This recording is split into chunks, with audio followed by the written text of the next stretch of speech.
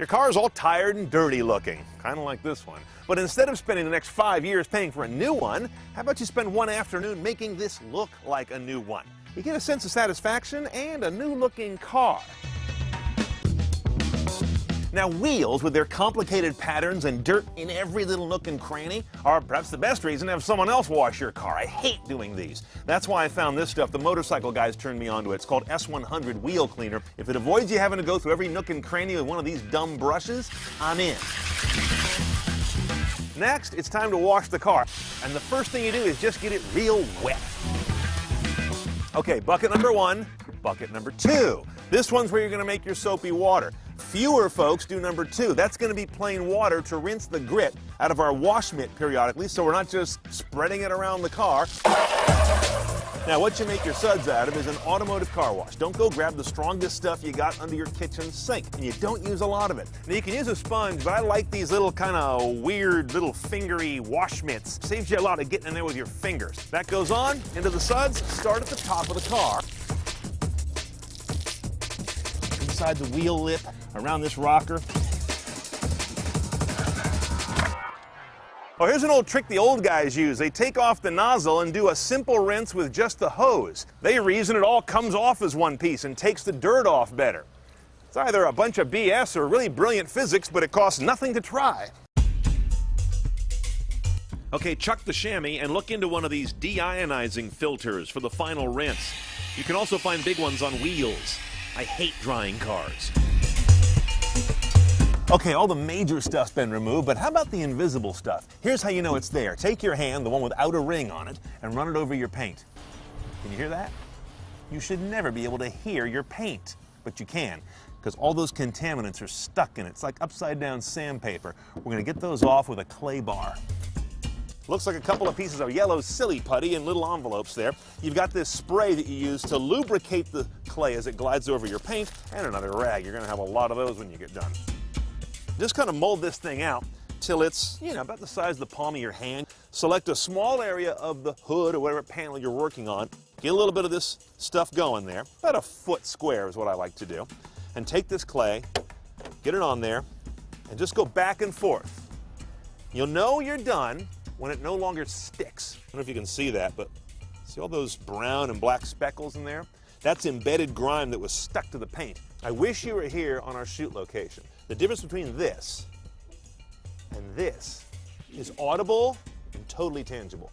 Now, if you drop this guy on the ground, throw it away. You don't even want a chance taking cement grit from your driveway and working it into your finish. Now, if you've discovered some new chips in your paint, this is the time to touch them up before the wax goes on. Okay, finishing now with our surface correction, we get to one of the biggest misunderstood areas about cleaning up a car, and that is polish versus wax. They're often mixed up in people's minds. Polish is a microabrasive that will take off a fine layer of your finish and delete scratches in it. Wax is something you use to seal the finish after you've washed, clay barred, and or polished it, whatever combination. Most people will put so much on that they get polish and or wax down in all their crevices. You don't even need to go within a half an inch of crevices. That way you never have that problem. Let it dry to a haze. Takes about a minute or two. Okay, then a separate nice dry buffing rag that's not moist at all to get this haze off. And that takes almost no effort at all. Now, wax is something you put on to protect all the work you've just done. Put this stuff on pretty liberally. And again, almost no effort here. Think of it as like a moisturizer or an aftershave. You just did a real deep clean. Now you want to put something back in there and make it feel good. Now, tires. Some folks think putting tire dressing on looks tacky. Others think detailing's not done until you have put it on. It's up to you. I use Armor All, but I get the low sheen, natural finish stuff. I just spray it on and leave it on.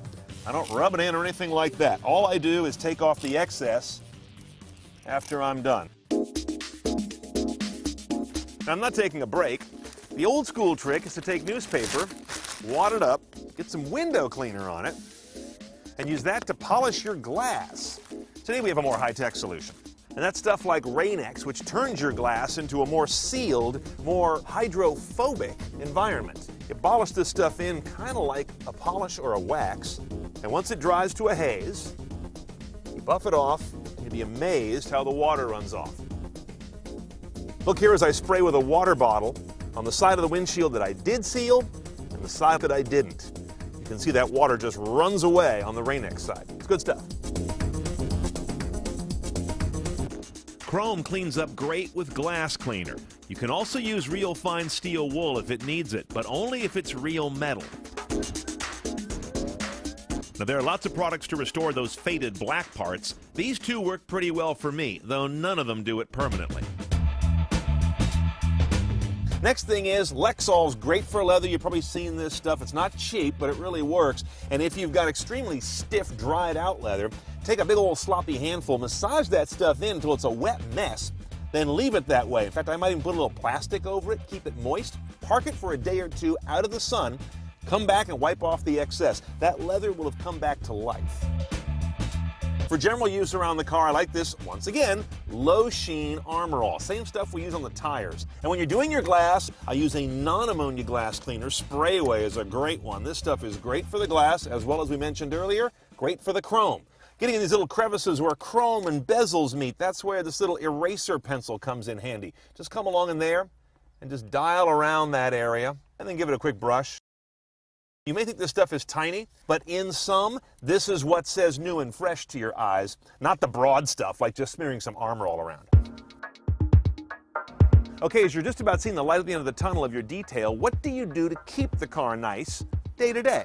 First of all, keep one of these big old car duster brushes in the trunk. Don't use it on a filthy car, but if it's dusty, these are great. They sharpen the car right up. Glass cleaner is great for glass as well as for chrome bright work around the car. Again, real quick, spray it on, microfiber rag, take it off. And then you've got these instant detailers, a lot of brands of these. Give it a quick spritz with this, wipe it dry. It's kind of a cleaning, waxing all in one. Nice. Half a day is about what it's going to take you to do your car right. When you're done, you got a car that looks phenomenal. It's actually more fun to drive because you just feel good about it.